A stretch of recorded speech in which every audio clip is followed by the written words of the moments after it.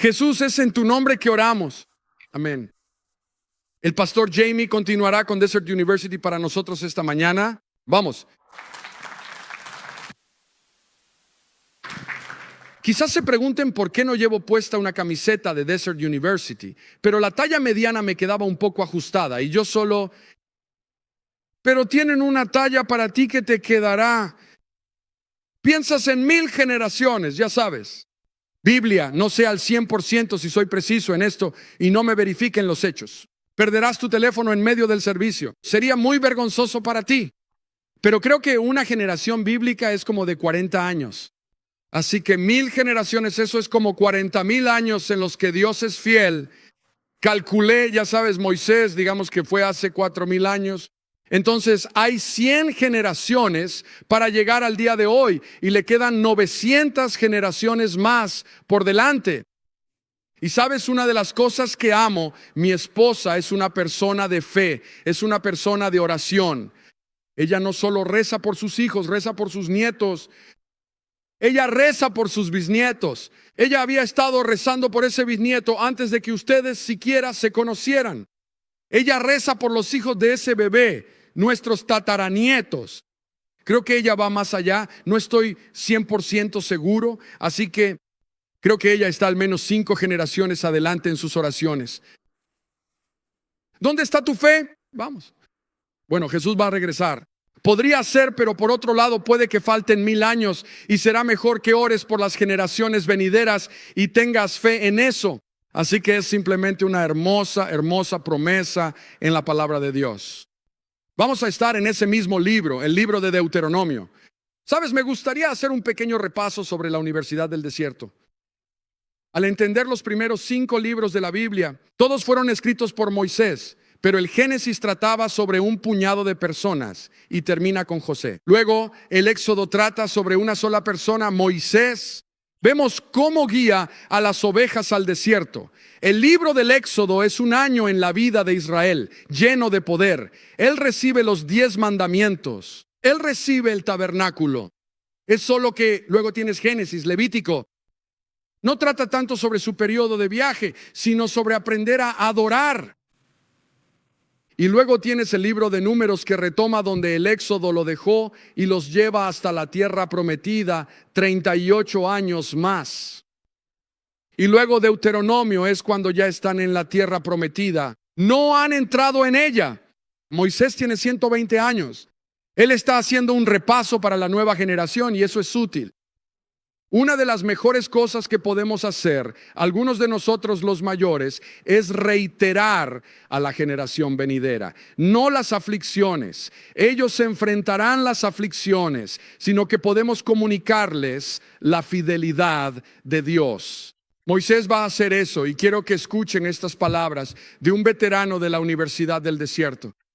Tiene múltiples títulos en la vida en el desierto. 40 años como pastor, vida en el desierto.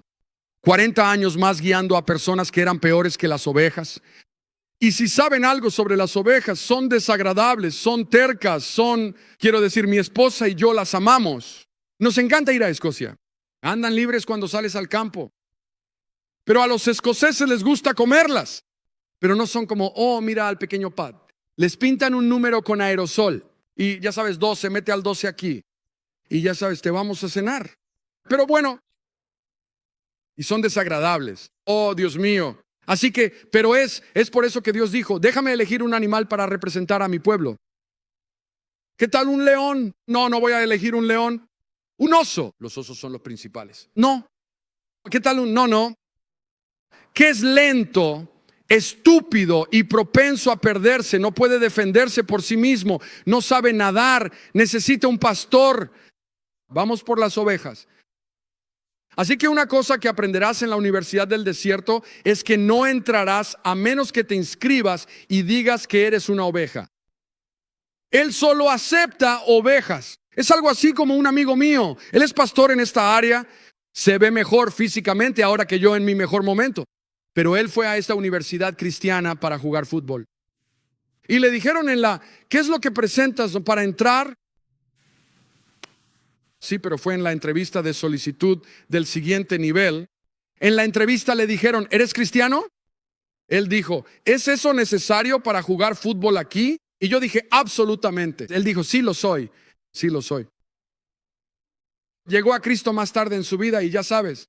Pero si consigues, si quieres inscribirte, no es que realmente tengamos opción. Si sigues a Jesús y eres su oveja, vas a pasar por temporadas de la vida que son desafiantes, difíciles. Las llamamos tiempos de desierto. Ahora esto es lo que hay que entender a medida que avanzamos en la serie.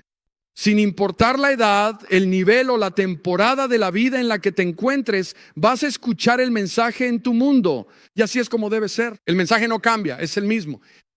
Pero cómo lo escuchas siendo adolescente o adulto joven es diferente a cómo lo escucho yo a los 69 años. Estoy leyendo estas cosas de manera completamente diferente.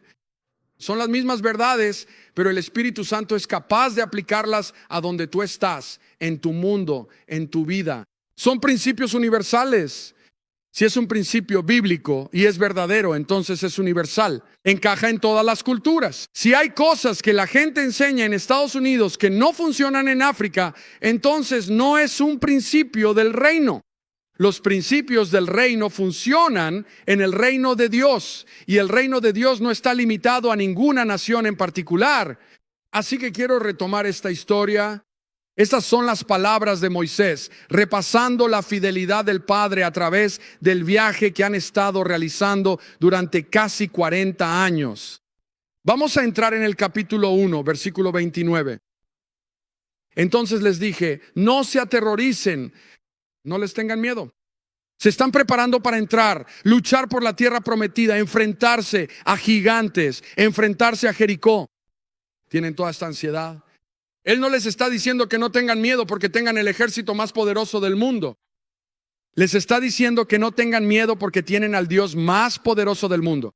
Versículo 30, el Señor, tu Dios que va delante de ti, peleará por ti como lo hizo. Por ti en Egipto ante tus propios ojos. Permítanme detenerme ahí por un minuto.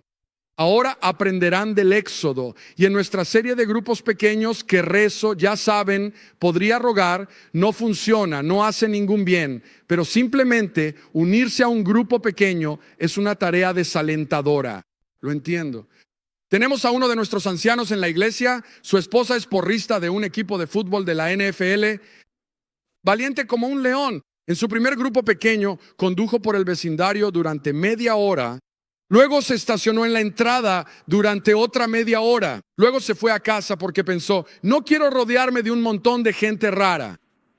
No conocía a nadie. Así que la semana siguiente regresó, dio vueltas por el vecindario. Dijo que finalmente entró al grupo y ha estado en nuestro grupo desde entonces. Y así fue como se unió a un grupo de gente rara. Pero si te preocupa unirte a un grupo de gente rara, si no son un grupo de gente rara antes de que te unas, tú traerás la rareza contigo. Así que simplemente traes la rareza. Todos estamos rotos. Nadie tiene su vida resuelta en los grupos. Y no todos los grupos son adecuados para toda la vida. Y probarás qué tal a ver si encaja. Y no tienes que comprometerte. Nadie te va a acosar ni a buscar. Oye, ¿faltaste al grupo la semana pasada? Puede que recibas una llamada. Oye, solo queríamos decirte que te echamos de menos, pero es solo nuestra forma de cuidar y de cómo crecemos como comunidad. Es el pegamento de las relaciones. La gente dice, ustedes vienen a la iglesia por muchas razones, pero se quedan por una: las relaciones. Así que si no estableces algunas relaciones, tu tiempo de servicio en la viña puede que no sea muy largo. Si basaste tu relación solo conmigo, va a ser un tiempo de servicio corto. Porque la nube se está moviendo en nuestras vidas. Así es como eran guiados. Pongamos esa nube. Esta es nuestra serie de grupos pequeños. Se llama Siguiendo a la Nube. Me encanta. El pastor Kim la diseñó. Ya saben, calculen más de 1,5 millones a 2 millones de personas. Piensen cuántos de ellos tenían menos de 13 años. Y las probabilidades, no sé, nunca he hecho los cálculos, pero estamos hablando de un montón de bebés, un montón de niños que van a crecer. Y siguen esta extraña nube. No sé cómo se veía. Hemos puesto solo vagamente el rostro de Jesús porque puedo defender con las escrituras que Él dice, estoy en la nube. Jesús antes de la Navidad en la nube. No estaba en un cuerpo humano, pero lo estaba manifestado. Vino por la razón principal de guiarlos, pero los está guiando en el desierto para que conozcan a su Dios como un padre. Y solo un hijo o una hija puede revelar lo que es un padre. Así que Él es la universidad del desierto, el profesor, pero la materia es Dios, el Padre. Y si no entiendes nada sobre la universidad, ¿qué título obtengo?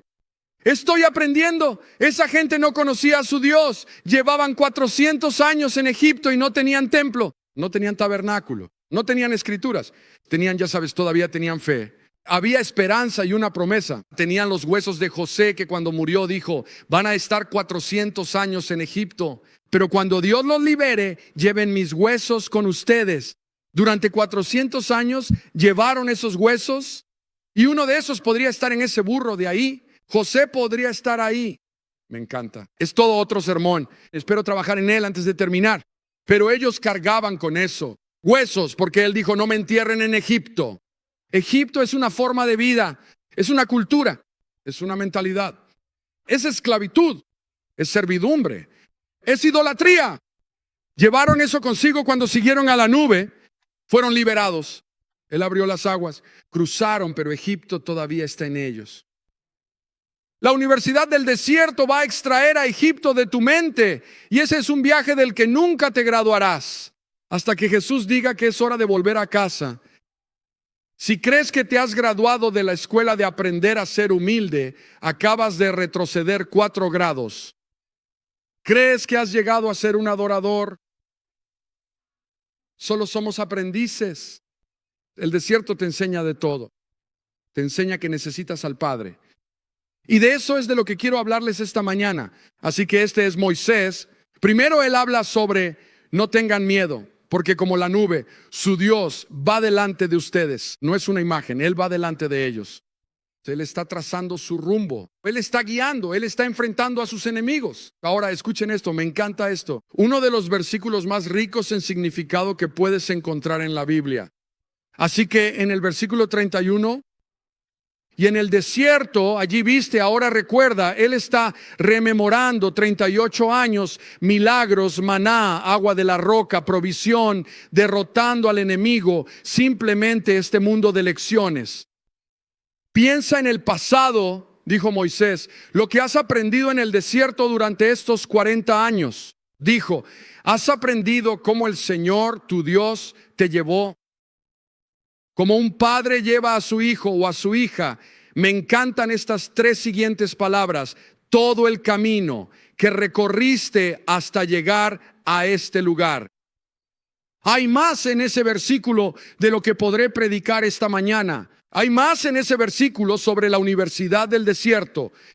Porque el tema de la universidad del desierto es este Dios. Sacar la esclavitud de tu mente. Dejas de vivir como un esclavo y empiezas a vivir como un hijo o una hija. Es para lo que vino Jesús, no solo para perdonarnos nuestros pecados. No solo fuimos bautizados, cruzamos el Mar Rojo para poder regresar y vivir en Egipto, para poder vivir como un egipcio, sin ofender culturalmente. No estoy hablando de ellos como pueblo hoy en día. Tienes que preocuparte por esas cosas. Pero es la Biblia. Eran opresores idólatras. Le enseñaron a Israel a ser esclavos. Ves que esto sale a relucir cuando tienen varias pruebas y algunas personas dicen, wow, sería mejor volver a Egipto. Piensa en eso, piensa en cómo eras antes de ser cristiano, en esclavitud, perdido, ciego, sin perdón, sin sentido de la presencia de Dios y la vida se pone difícil. Y dices, ¿sabes? Estaba mejor cuando no era cristiano. Esto es lo que esta gente le dice a Moisés. Eso es mentalidad de esclavo. Ese es un esclavo que dice, he aprendido a depender de alguien más para que me dé y me diga qué hacer. Dios no los está sacando para que sean esclavos. Él los está sacando para que sean hijos e hijas. Él no los está guiando con una nube que los obliga. Es simplemente como, si quieres encontrar el agua, mejor sigue a la nube. Oye, yo me voy con la nube. Si quieres lo bueno, vete con la nube. Si quieres volver atrás y comer los puerros, las cebollas, el ajo y la esclavitud de Egipto, vuelve a la muerte. Esa es la mentalidad que todos tenemos. Cuando entramos al reino, estamos programados por la cultura en la que vivimos para querer vivir en las ataduras de esa cultura y de alguna manera sentir que es satisfactorio. ¿Es fácil en el desierto? No, pero es libertad porque están aprendiendo a seguir, no como esclavos. Están aprendiendo a seguir como hijas e hijos donde Dios no te obliga. La nube no te va a lanzar un rayo porque tú eres la paciencia del Padre a través de esta historia. Dios mío, yo los habría matado a todos. Dios mío, es simplemente increíble. En un momento dado, Dios dice, hasta aquí, acabé con ellos, empezaré de cero y los borraré. Solo quería que Moisés intercediera y dijera, no. Y eso es lo que el Padre quería. Estaba entrenando a Moisés como intercesor. Y él dijo, no, tu nombre está en juego aquí, no los destruyas y empieces de nuevo. Están diciendo que su Dios no era lo suficientemente fuerte para llevarlos a la tierra. Así que este Dios del que habla Moisés lo describe como un padre que carga a sus hijos. Ahora, escúchenme, lo entiendo, en la cultura en la que vivimos. He predicado durante más de una generación, viendo pasar diferentes generaciones. Y he observado cómo, ya saben, cuando empecé a pastorear, apenas conocía a nadie que estuviera divorciado. Crecí en una ciudad donde yo, en Fort Myers, nunca conocí a ningún amigo cuyos padres estuvieran divorciados. Nunca conocí, quiero decir, simplemente crecí en Fort Myers. Quizás eran cosas que no sabía, pero no era así. No todos los matrimonios son buenos. Empecé a pastorear a personas que en su mayoría tenían relaciones bastante buenas con sus padres terrenales. Ya sabes, pero había excepciones.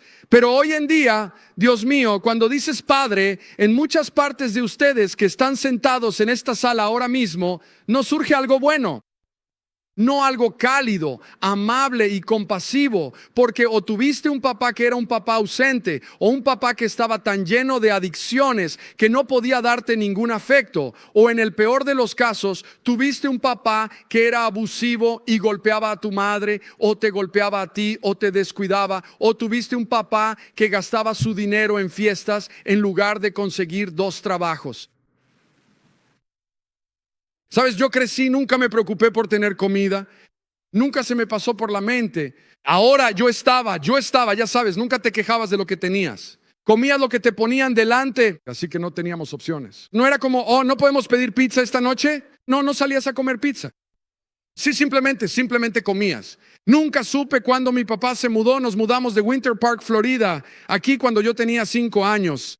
Mi papá tuvo un cambio de carrera y había perdido su trabajo y no podía conseguir empleo. Recuerdo ir con él. Él intentaba hacer algún tipo de ventas y yo tenía 6 años. Iba a las visitas y se nos acababa el tiempo. No podía, tenía que reinventarse. Se convirtió en contratista, tomó el examen y el curso y se convirtió en, nunca olvidaré la iglesia a la que asistíamos. Está en McGregor. Pienso en ello cada vez que paso por allí. Está en la esquina de McGregor y Colonial. Y nos reuníamos en un edificio de metal y votaron para construir una nueva instalación.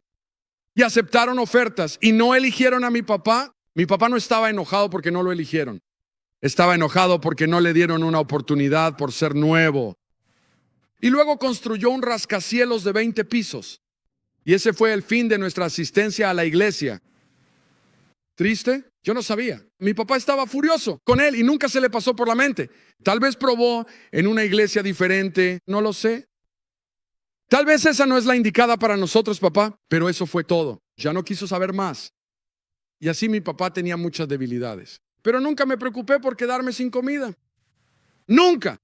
Hay algunas personas que no tienen un papá que diga, está bien, no puedo, no estoy ganando lo suficiente. Consigue otro trabajo. Eso no entra en la mentalidad de esa mentalidad de esclavitud. No se trata de que tengas que lograr algo con tus propias fuerzas, sino de decir, Dios, voy a hacer todo lo que esté en mis manos y voy a confiar en ti para el resto. Cuando me casé en el seminario, pensé que sería lo más varonil que podía hacer. Escribirle una carta a mi papá y decirle, papá, gracias por todo lo que has hecho por mí, pero ya no quiero más ayuda. La carta más estúpida que he escrito en mi vida. Yo no lo sabía. Por otro lado, mi papá lloró con esa carta porque el lenguaje del amor de mi papá era el trabajo duro. Nunca lo decía, no era afectuoso, no abrazaba. Él era fiel. Estaba presente en todo lo que hacía en cuanto a deportes y se mataba trabajando. Y esa era su forma de decir, te quiero, hijo, te quiero, te creo. Porque él me dijo cuando le dije, papá, me voy a mudar, voy a ir a Jacksonville al seminario, voy a ser predicador. Él dijo, te vas a morir de hambre. Estás destinado a estar en el negocio conmigo. No quiero que un hijo mío haga algo tan tonto. Y amigo, eso me destrozó. Tuve que elegir entre mi papá, a quien veneraba, y seguir a Jesús. Tras un tiempo allí, empecé a recibir cheques de papá. Me dijo, estoy orgulloso de ti, hijo, contigo. Luego le escribí esa carta. Lo destrozó. Me casé. Esposa, un bebé pequeño. Pasando hambre. Vivíamos a base de Hamburger Helper. ¿Cuántos saben qué es Hamburger Helper? ¿Todavía lo hacen? Vamos. ¿Saben que esa cosa crece en la nevera? ¿Creen que exagero? Mi esposa y yo estuvimos arruinados y sin dinero. Rechacé la ayuda de mi papá. Me ganaba la vida colocando césped y trabajando en un lote de autos embargados. Tenía 2 trabajos diferentes. Ella trabajaba en un banco y teníamos Hamburger Helper. Y yo decía, cariño, tenemos que comerlo hasta que se acabe. Iba 2 días después y había más de lo que había al principio. No sé si fue un milagro de Jesús o simplemente que crecía, pero no conocíamos otra cosa. Estábamos enamorados. Miren, escúchenme, jóvenes. No van a tener ninguna historia hasta que vivan algunas historias. Ustedes quieren saltarse esas historias. Espero que puedan. No le deseo el Hamburger Helper a nadie. Hasta el día de hoy tendrían que haber hombres adultos que me sujeten para que me lo meta en la boca. Esa es simplemente mi elección. Por ejemplo, tengo una hija que no mira el estante de ofertas. Porque cuando iban de compras con papá, no íbamos al estante de ofertas, íbamos al de liquidación. Si no decía liquidación, estabas en el estante equivocado. También cuando compran pizza, lo primero que hacen es abrir la caja y sacar un trozo. Porque papá nunca les dejaba tocar esa pizza hasta que llegábamos a casa en familia y abríamos la caja. Lo primero que hacen, digan la verdad. Crisi, lo sé, ella abre esa caja, esa es tu madre, Kira. Abre esa caja y ya está metida en ella. ¿No es cierto? Está comiendo pizza. Esa es su forma de llevarle la contraria a papá. Así es como son las cosas. Así que padres no tienen por qué quedarse estancados. Si no tuvieron padre, o nunca tuvieron un buen padre, o tuvieron un padre horrible, no tiene por qué definirte. Duele. Es doloroso. Pero si no lo procesas, si no lo superas, eso es parte de estar en el desierto. Ocúpate de tus problemas. Este es el trato. Parte de la universidad del desierto es Dios, el Padre, enseñándonos por qué estamos en el desierto. El trabajo del diablo es tomar el desierto y enseñarnos por qué no deberíamos confiar en Dios. ¿Entiendes la diferencia? El enemigo quiere que mires tus circunstancias. Él quiere ver tu experiencia en el desierto y decir, ¿en serio? Dios, ¿así es como Dios te cuida? Me pregunto qué clase de Dios es ese. Y Él siembra. Él quiere. Aquí hay una palabra en el desierto que tienes que saber que te llegará en algún momento. Es la palabra parece.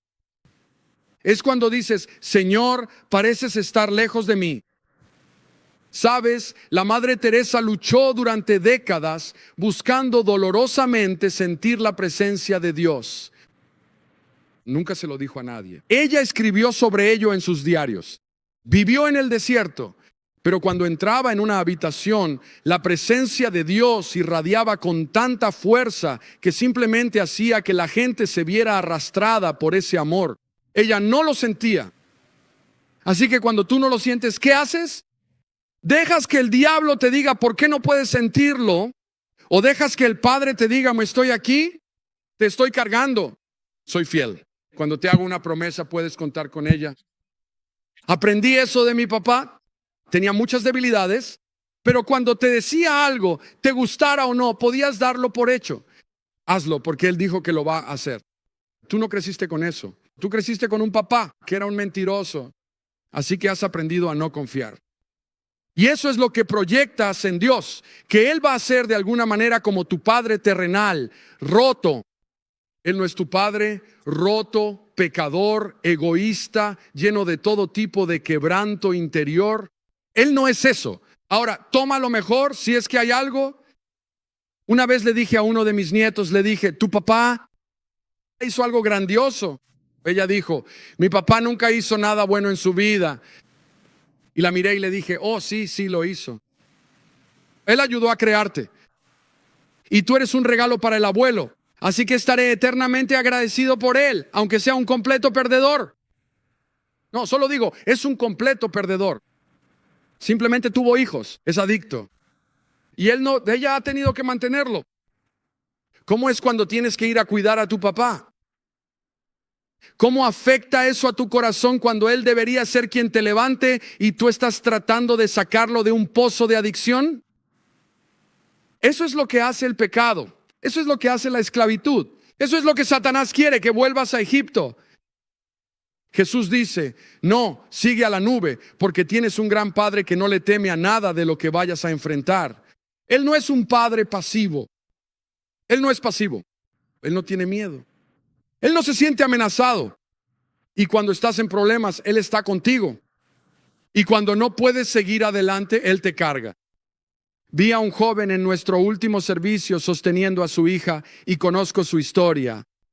Y le dije, le estás dando algo que tú nunca recibiste, ¿verdad? Se le llenaron los ojos de lágrimas. Él dice, tienes razón. Nadie lo sostuvo nunca, nunca lo sostuvo. Puedes sanar y dar lo que tú no recibiste. No tienes que repetir el ciclo. Puedes romper la cadena. Puedes dejar de vivir como un esclavo. En el desierto aprendes que eres una hija. Soy mejor que esto. Soy un hijo. Soy mejor que esto. Tengo un padre que es fiel. Él nunca los dejó sin su ropa. De alguna manera crecía en sus cuerpos. Es increíble. Quiero decir, no puedo explicarlo. No tenían sastres. No estaban matando animales. Su ropa, sus zapatos tenían que crecer. Y comieron maná todos los días durante 40 años. Proveer, proteger, guiar. Él es fiel. Nunca olvidaré, a los 22 años, salí del seminario, empaqué todo lo que teníamos en un pequeño remolque U-Haul. Tenía una perra llamada Keisha, tenía una hija llamada Kelly y una esposa llamada Kim. Y condujimos hasta la isla de Santa Bárbara. Nunca pregunté si pagaban, si era un trabajo remunerado, nunca lo pensé. Me apunté, ven a ser su pastor, simplemente me lo pidieron. Alguien dijo, ¿cuánto vas a ganar? Dije, no lo sé. No pregunté, no dije que fuera inteligente. Solo dije, ¿dónde van a vivir? Vamos a vivir en la iglesia. En la iglesia. O sea, sales por esa puerta y estás en nuestra sala. El baño de la iglesia, nuestra casa. En la iglesia. Nunca lo pensé, privacidad. ¿Qué significa eso? Soy un hombre. Llego a la iglesia, 22, Gavin, levántate, mi nieto está aquí. Ese es él ahí mismo, 22. Kylie, no dejes que lo engañen. Ponte a su lado porque te necesita. Y van a traer a nuestro bisnieto, el primero en llegar al mundo, ahí mismo, esta pareja, ahí mismo, 22.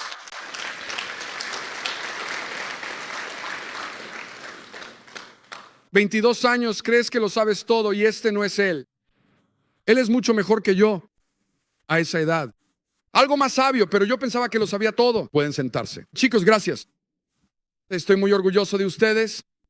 Y 22 años engreído. Soy hombre, me estoy comiendo el mundo. Lo sé, todos en la iglesia han dirigido su propio negocio. Algunos de ellos son multimillonarios.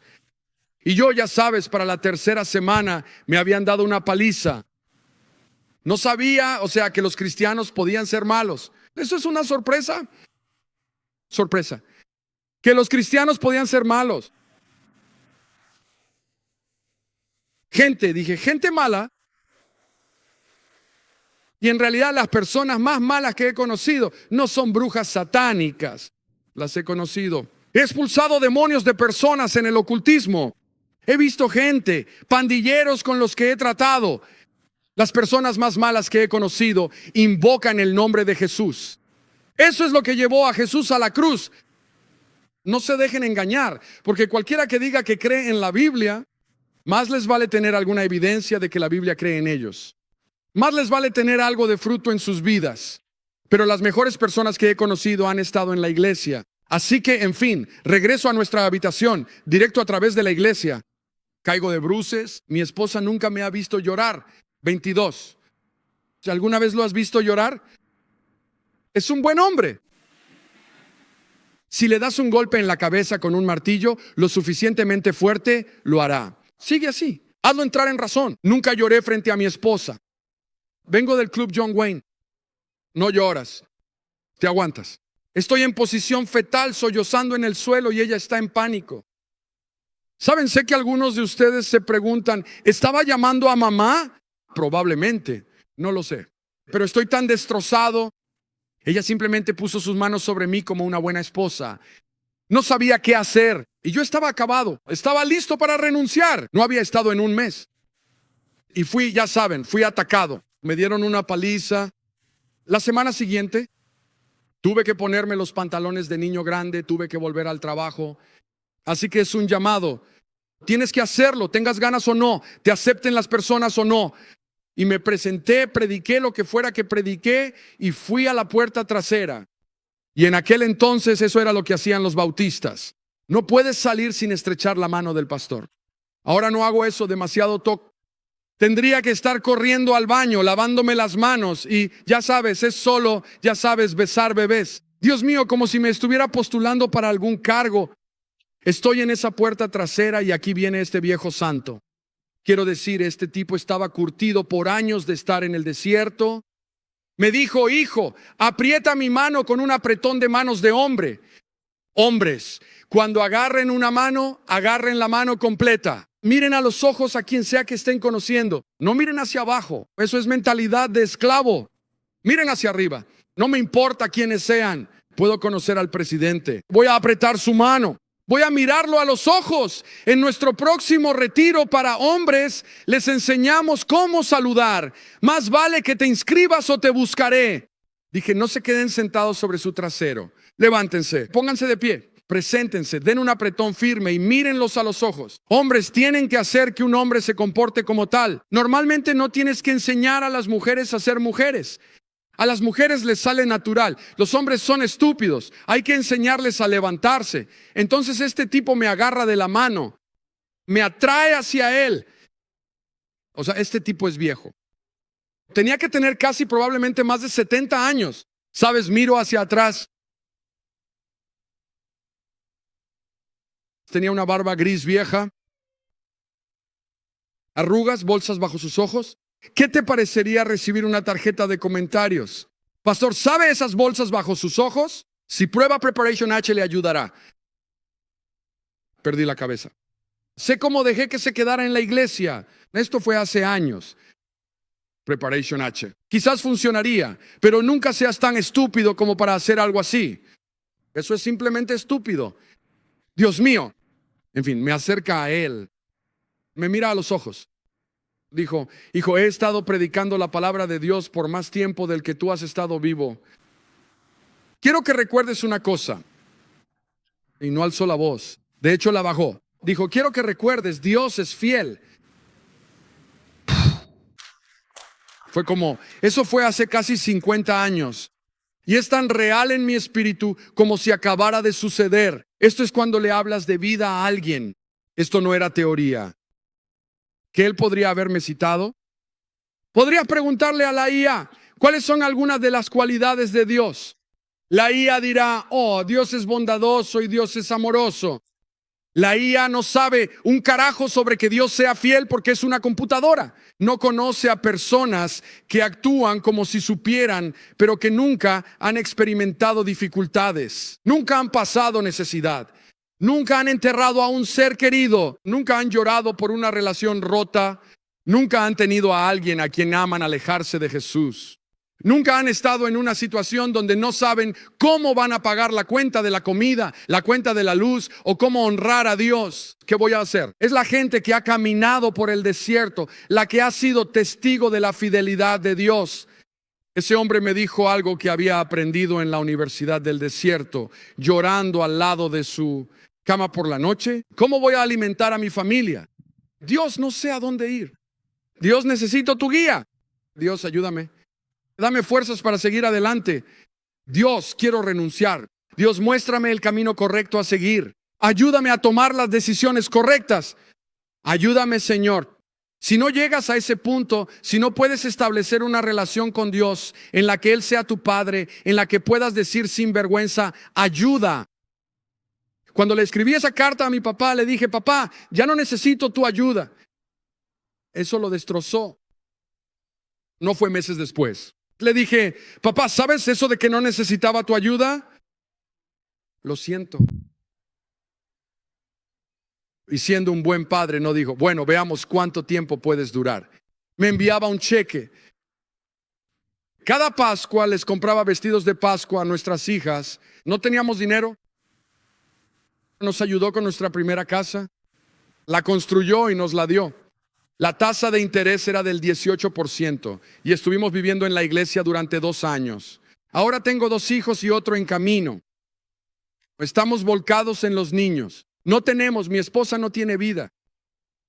No puedo, estoy ganando $200 a la semana, además de vivir en ese agujero que yo pensaba que era maravilloso. Mi papá construyó una casa en la isla Santa Má.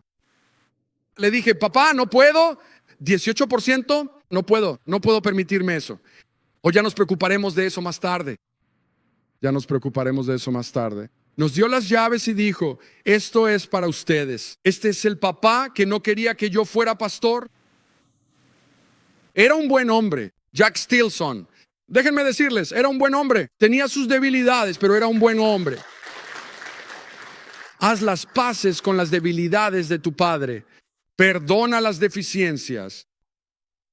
Si tu padre nunca te mostró afecto, no te quedes atrapado en eso. Levanta tus manos y di, Padre, sosténme. Nunca lo olvidaré.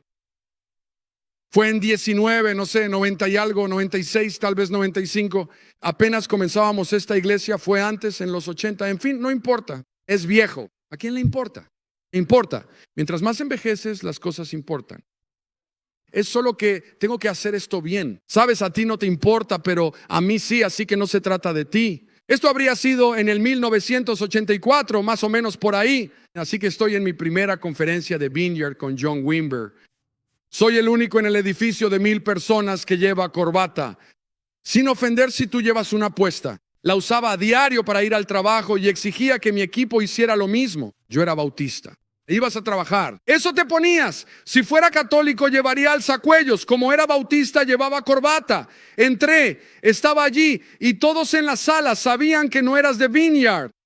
Porque nadie venía con corbata y yo llevaba pantalones de vestir. Ellos vaqueros, yo zapatos formales. Ellos llevaban Reeboks. Eso es todo. Parecía un anuncio de Reebok en los primeros días de Vineyard.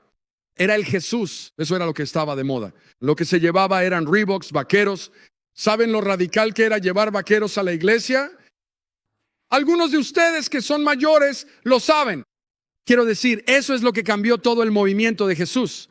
Si vieron esa película, Jesus Revolution, Chuck Smith, dejen que los hippies vengan con los vaqueros y los remaches que raspaban el respaldo de los bancos, porque las otras iglesias no dejaban entrar a los hippies con vaqueros. Esta es una iglesia que, sea lo que sea lo siguiente, no se va a preocupar de que rayen las sillas. Vamos a hacer espacio para que la gente venga tal como está en su quebranto. Me trataron con mucho amor. La primera canción que canté como una canción de Vineyard, yo había estado cantando himnos y amo los himnos. La primera canción fue, sosténme, Señor, en tus brazos. Lléname, Señor, con tu espíritu. Y simplemente nunca lo había hecho antes, pero levanté mis brazos. Y tienen que entender, este es un chico bautista. En aquel entonces, levantar las manos era como declarar la guerra. La guerra era un acto de, vas a una iglesia bautista, no ahora, se han relajado. En aquel entonces, ibas a una iglesia bautista y levantabas la mano y te escoltaban hacia afuera. Quiero decir, era un asunto serio en aquel entonces. Empecé a cantar, sosténme, Señor. Lloré como un bebé. Nunca se me había ocurrido el concepto de que Dios quisiera sostenerme. Pero cuando dice en este versículo, en el desierto, recuerda cómo, versículo 31, en el desierto, allí viste cómo el Señor tu Dios te cargó, como un padre carga a su hijo durante todo el camino. Díganlo conmigo, durante todo el camino, en los momentos difíciles, durante todo el camino. Cuando no tenías dinero y no sabías cómo ibas a llegar a fin de mes, durante todo el camino. Cuando tuviste hijos y simplemente no sabías cómo criarlos y no sabías qué era lo correcto durante todo el camino. Cuando tienes adolescentes y te ponen contra las cuerdas y estás rindiéndote y gritando basta durante todo el camino.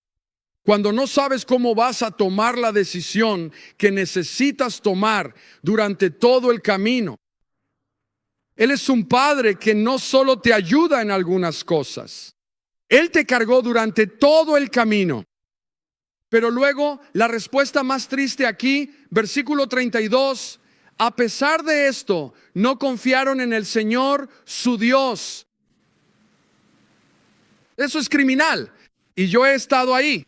Y si dices que nunca has estado ahí, te voy a decir que estás diciendo tonterías ahora mismo. Estoy diciendo que eres un mentiroso. Eres un mentiroso. Si nunca has llegado a un punto en el que no confiabas en Dios, puede que hayas fingido, pero o sea, me vas a decir, has vivido cada desafío, cada experiencia en el desierto, cada ataque y nunca has dudado de que Dios iba a cumplir. Dios te bendiga. Me encantaría estar equivocado, pero conozco la naturaleza humana. Todo el mundo llega a esos lugares donde siente que Dios los ha abandonado. Parece que Dios no está ayudando. Cuando atraviesas la noche oscura de tu alma, si nunca has pasado por una, y esa noche oscura puede durar días y días y días, ya sea una enfermedad crónica, ya sea pasar por un momento terrible en tu relación, ya sea que estés luchando con alguien a quien amas, que se ha alejado de Jesús en esos tiempos oscuros donde tú lloras hasta quedarte dormido por la noche y las lágrimas te llenan los oídos y piensas que te vas a ahogar en tu cama, en esos momentos en los que la oscuridad del infierno te susurra al oído que a Él no le importas. Él no te va a ayudar. Piensa en lo que tu papá, Él es como tu papá. Él te va a dejar caer. Él te va a decepcionar. Él no va a cumplir porque mira todas estas cosas que has hecho aquí. ¿Quién querría ayudar a alguien que ha fracasado como tú lo has hecho, que lo ha echado a perder como tú lo echaste a perder, que peca como tú pecas? Y entonces en ese momento Satanás te interpreta el desierto de una manera que deshonra a quien es Dios. En lugar de ver el desierto a través de los ojos del Padre, quien dice, sé que eres débil. No te estoy pidiendo que te levantes. Yo te voy a levantar. Yo te voy a sostener. Uno de mis versículos favoritos en la Biblia, acabo de pensar en Isaías, el mismo tema. Si necesitas ánimo, lee Isaías a partir del capítulo 40, específicamente del 40 al 44. La primera mitad del libro es pesada, hasta el capítulo 39, pero desde el 40, en el 41, versículo 13, él dice, porque yo soy el Señor tu Dios. Me encanta esto. Siéntelo. No solo leas la Biblia, siente la Biblia. Yo soy el Señor, tu Dios, quien sujeta tu mano derecha. Él no dice, toma mi mano. Yo tengo la tuya. Algunos de ustedes no tienen recuerdos de un padre sosteniendo su mano, llevándolos a algún lugar. Y sé que eso es triste. Y lo siento por eso. Haz el duelo. Haz el duelo por lo que no tuviste. Pero no te quedes estancado en eso. Hacer el duelo significa que lo procesas con tristeza.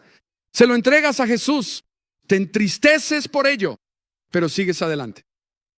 No te quedes estancado en lo que no tuviste por causa de lo que puedes tener si dejas de arrastrar lo que no tuviste. Pero si cargas con lo que no tuviste y vagas por el desierto con lo que no recibiste y pensando en lo injusta que fue la vida, esa es la razón por la que enseñamos a nuestros hijos la palabra prohibida, en el sentido de que la otra palabra prohibida ni siquiera se pensaba. Créanme, nunca.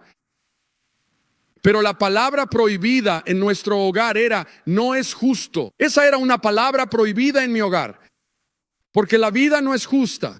Y no quería criar hijos pensando que si haces el bien, todo siempre va a salir bien. Eso no funciona así. Cosas malas le pasan a gente buena. Cosas buenas le pasan a gente mala. Gente que es estúpida y rebelde y malvada y perversa y prosperan. No bajo mi guardia si yo fuera Dios. Por eso digo que a veces lo peor que le puede pasar a la gente es que todo les vaya muy bien en la vida sin Jesús. Porque ¿quién necesita a Jesús? Estoy prosperando, tomé buenas decisiones. Mis hijos están, ya sabes, bien. Mi vida es buena. Yo soy Jesús. No necesito a Jesús. Yo soy Jesús. En el desierto aprendes quién es Jesús, quién eres tú. Pon eso de nuevo. Él se aferra. Piensa en un agarre que no se puede romper. Piensa en el agarre de una mano que, como la mano de un contratista, la mano de un trabajador, una mano callosa, una mano áspera, pero tierna por debajo. La mano del creador del mundo. Yo tengo el control, yo te sostengo. Pero tienes que decir: ayúdame, Señor. Tienes que decir: te necesito. Eso parece tan fácil. Venimos al mundo en desnudez y completa dependencia. No podemos alimentarnos solos, no podemos caminar, no podemos conseguirlo. Nos cargan, nos aman, nos alimentan y luego, ya sabes, empezamos a movernos y luego nos volvemos adolescentes y entonces decimos: yo puedo solo. No necesito a mamá y papá, ya no necesito tu ayuda. Ahora, eso es parte de lo natural. Quieres que tus hijos quieran crecer. No quieres que tus hijos, bueno, no entremos en ese camino. Quieres que digan: voy a valerme por mí mismo, voy a formar mi propia familia, voy a abrirme camino. Pero al mismo tiempo, quieres que tengan esa humildad para decir: voy a necesitar algo de ayuda en esto. Necesito un consejo. Y lo entiendo. Llegué a Sunnyvale a los 22 años sin pensar que necesitaba consejos. He estado predicando, he estado haciendo avivamientos juveniles, he estado viendo a Dios honrar su palabra, ungirme. Llego allí y empiezo a recibir una paliza y me doy cuenta. Me tomó 7, pasé 17 años en esa isla recibiendo una paliza. 17 años, escapé de Egipto. ¿Quién podría pensar en Sunnyvale como Egipto? Vivía, caminaba a la playa. Escapé de allí para llegar a Cape Coral. Para mí era una tierra prometida. Nunca pensé que diría eso. Crecí, soy un chico de Fort Myers. Nunca veníamos. Odiaba Cape Coral. Pero lo que Dios hizo aquí espiritualmente es esto. Teníamos diversidad en nuestros corazones. Queríamos una iglesia de todas las edades. Queríamos esto. Luchamos por esto. Y hemos pagado el precio por esto. Y estamos felices de que esto vaya a continuar. A medida que el pastor Jason y el equipo asumen el liderazgo, seguirán siguiendo la nube. Van a ir a donde Jesús los lleve. Él sigue estando a cargo. Él es el guía. Nosotros no. Amo a uno de mis héroes. Cuando estábamos en Sunnyvale, empezó a venir a la iglesia. 6 pies, 6. Alguien aquí mide 6'6". 6'6". Eso es grande. Alto. Vicepresidente, uno de ellos, de Goldman Sachs. ¿Sabes algo? Yo no significaba nada para mí porque era un idiota. Y él dijo: pastor, mi esposa, amigo, nos encantaría. Él tenía una casa en Nueva Jersey, una en Carolina del Norte, una en Captiva. Él dijo: queremos ayudar en la iglesia, ¿qué hacemos? Le respondí: puedes turnarte en la guardería.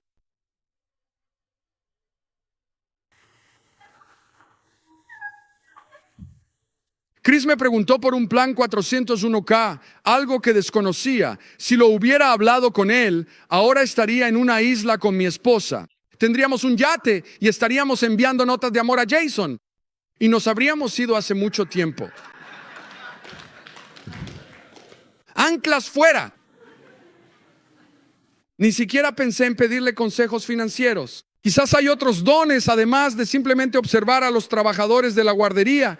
No hay nada de malo en eso. Él nos enviaba un cheque periódicamente, abría el buzón, lo veía. Era justo cuando nos quedábamos completamente sin dinero. Eran $1,000. Ahora, en los años 80, $1,000. ¿Cuánto sería eso hoy en día? No lo sé. Quizás $10,000. No lo sé. Y yo estaría, ay Dios mío, y si han leído mi libro, cuento la historia. Esto sucedía cada vez que tocábamos fondo. Salía corriendo al buzón, ¡pum! Ahí estaba una carta de Bert con un cheque. Nos metimos en un aprieto terrible. Salí corriendo al buzón, no había ninguna carta. Salía corriendo día tras día tras día. Finalmente el Espíritu Santo me dijo, ¿por qué no te pones de rodillas y adoras al buzón? Lo cual es básicamente adorar a Bert. Él se ha convertido en tu proveedor. Tus ojos están puestos en Él, no en mí. Nunca recibí otro cheque de Él. Él escuchó al Espíritu Santo. Bert tenía una hija que quedó embarazada fuera del matrimonio. Ahora tienen que entender, esto fue hace casi 50 años, 45 años atrás, un asunto enorme en las culturas en las que estaban allá en el noreste. Y era un bebé mestizo. Y tenían esta gran fiesta que estaba ocurriendo. Y su esposa estaba todos estaban asustados. ¿Qué vamos a hacer? Tenemos este nieto. Es vergonzoso.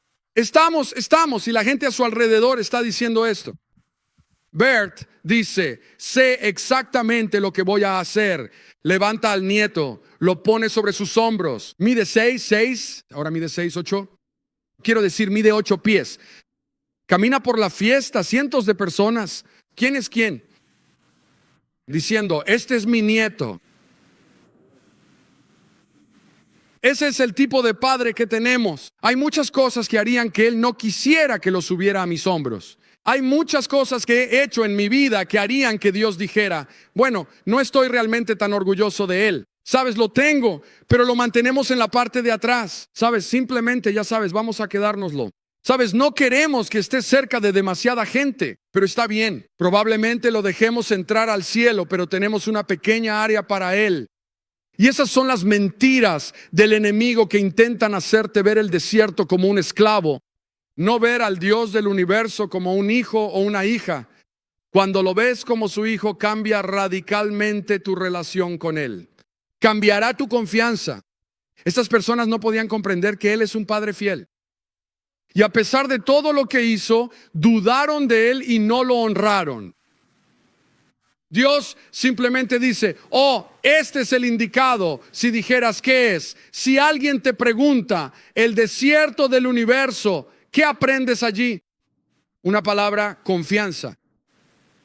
Y no saldrás de ahí hasta que la aprendas porque te ama demasiado. Si no aprendes a confiar en Él a este nivel, nunca llegarás al nivel de anciano, donde puedes tomar la mano de alguien y decirle, déjame decirte algo, Dios es fiel. Cuando no puedes sentirlo, Él sigue ahí. Cuando no puedes verlo, Él sigue ahí. Cuando no puedes saber qué está haciendo, Él sigue ahí. Hasta el final. Él es ese tipo de padre. Él es el padre que está contigo hasta el final. No te llevó solo una parte del camino para dejarte solo después. Él es el padre que te acompaña siempre. Ese es tu papá si lo conoces. Ese es tu padre si lo amas. Deja que Él sea eso para ti. Deja de aferrarte a lo que no tuviste. Me entristece eso. Lamento por las personas que no tuvieron intimidad con sus padres, ni afirmación, ni bendición. Tuve a un hombre que solía venir a la iglesia aquí. Su padre se estaba muriendo y nunca, jamás le dijo que lo amaba, nunca en toda su vida. En su lecho de muerte, en Hope Hospice, su padre se sienta, pone su mano sobre la cabeza de su hijo y dice, te bendigo, y cayó hacia atrás y murió. En su mejor momento puso una bendición sobre su hijo. Algunos de ustedes no recibieron eso y esa no es su historia. Pero tienen un Padre en el cielo que quiere poner su mano sobre ustedes y decir, te bendigo. Eres mi hijo, mi hija. Tienes que decir, sí, Señor,